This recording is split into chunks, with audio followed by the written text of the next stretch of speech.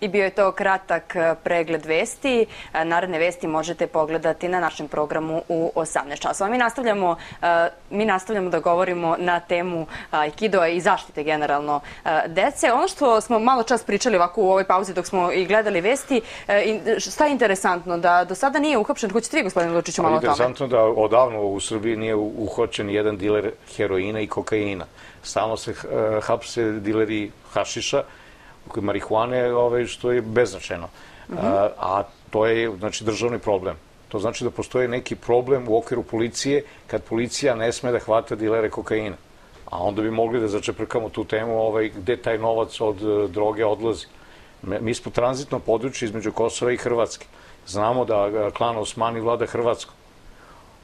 I da postoji, znači, mi smo Srbije tranzitno područje.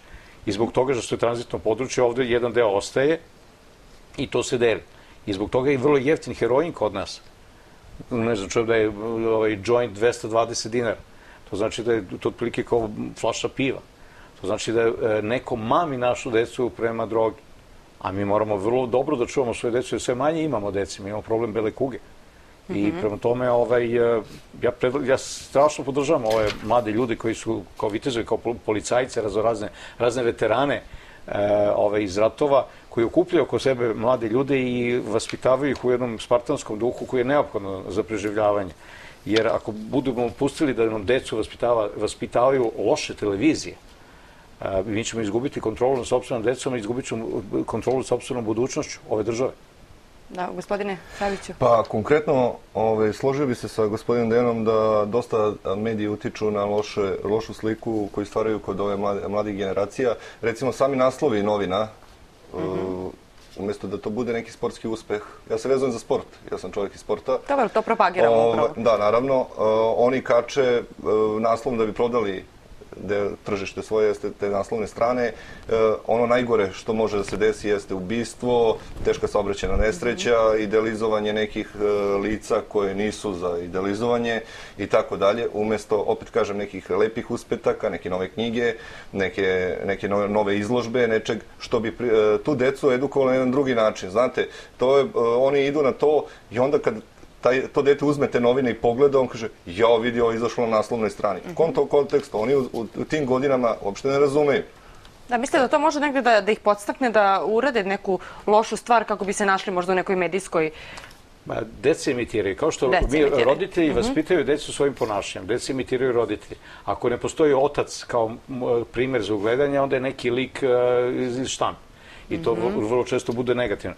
Evo da je jedna važna informacija za sve gledalce, ovo je specijalno, prvi put se javlja. Pazite, znači, 9. septembra u Studentskom kulturnom centru preko puta Beograđanke promocija moje knjige Teorija zavere u 19 časova.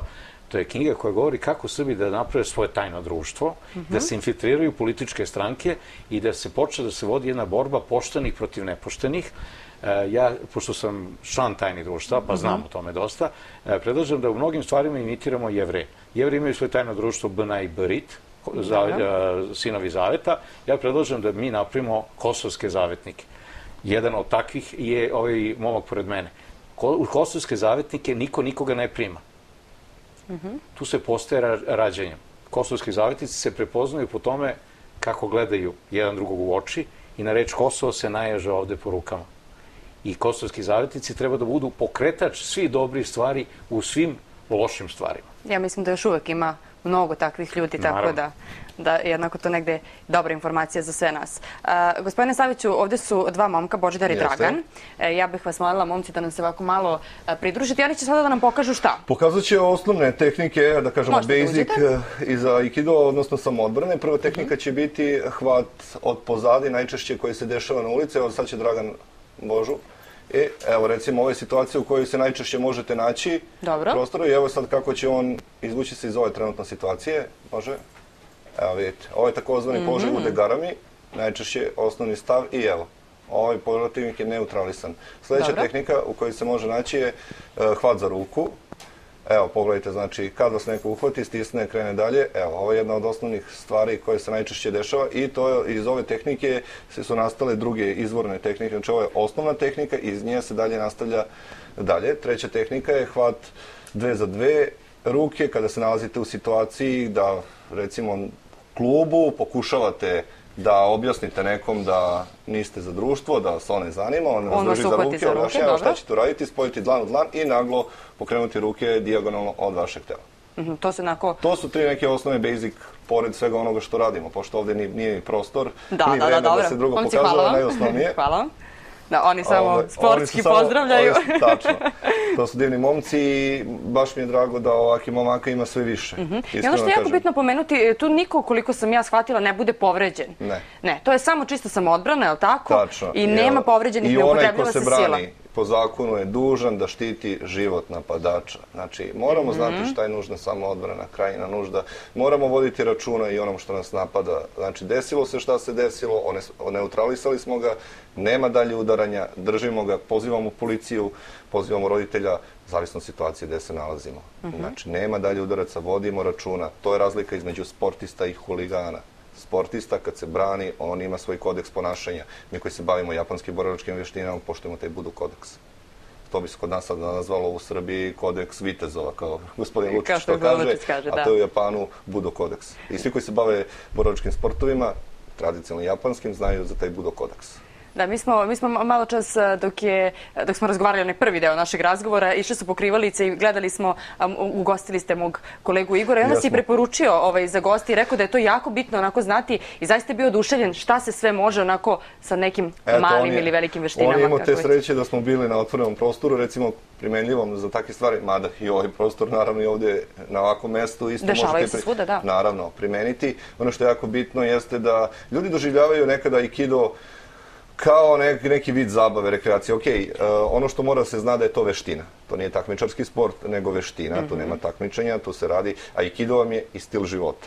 Jedna filozofija u kojoj nalazite aikido, put harmonije kroz energiju, bukvalni prevod. Znači, da bi sebe upoznali na samokontroli, to najbolje prolazite kroz aikido.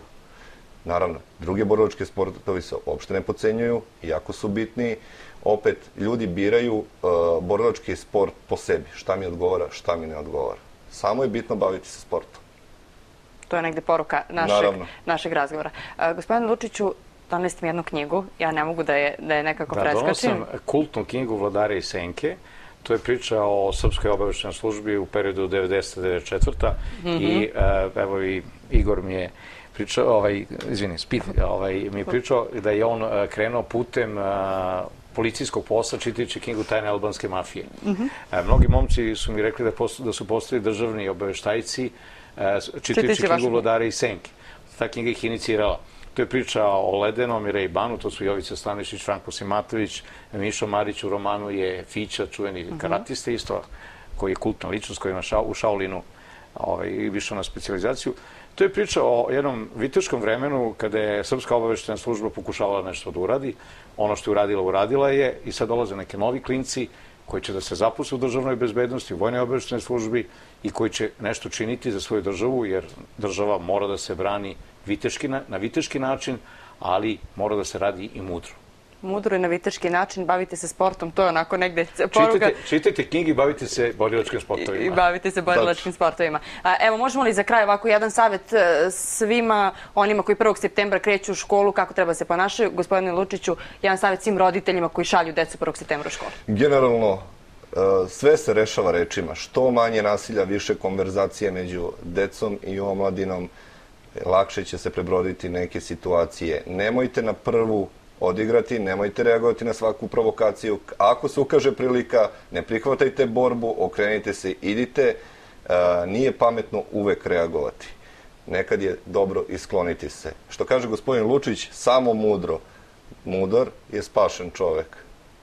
To je savjet što se mene tiče ovim mladim generacijama. Moje je savjet da se savjeti roditelja aktiviraju u svakoj razrednoj zajednici, da se vidi da li postoje problemi. Kad se definišu problemi, onda se nađe način da se reši. Ko ima cilj, naći će put za rešavanje svakog problema.